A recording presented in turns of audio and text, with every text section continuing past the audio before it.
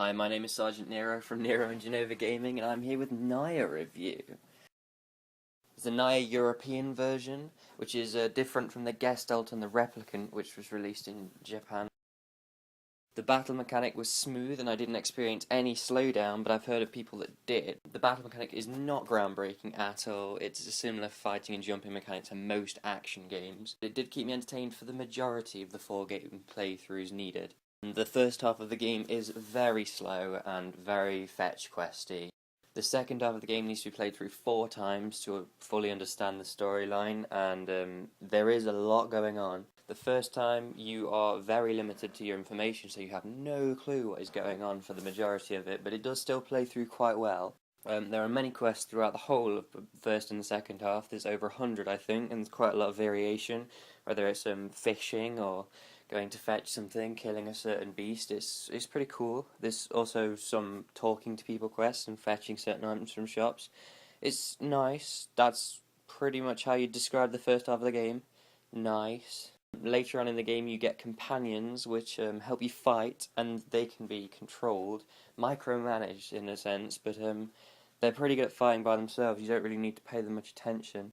There are 8 spells in the game which you can use while you're fighting in hack and slash sense.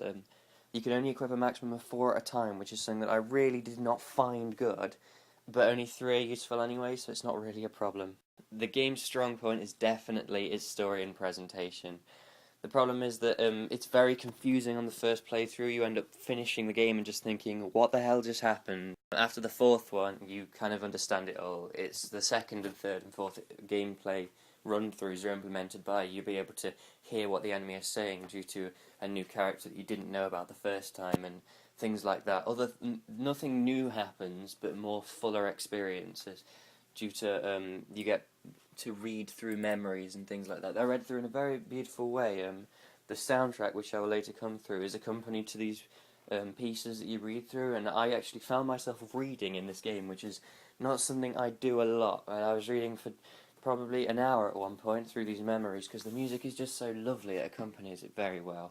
But that's only in the 2nd and 3rd playthrough, so you need to work for those. The story is quite dark and twisted. It starts in a future, about 50 years ahead of ours, where a man is trying to protect his daughter who is ill, and then somehow skips forward 1,300 and something years, and it seems that you've gone back in the past, and his daughter is also ill, but he looks slightly different, and chaos ensues because these things called shades are attacking the village, and he's the only guy that can stop them.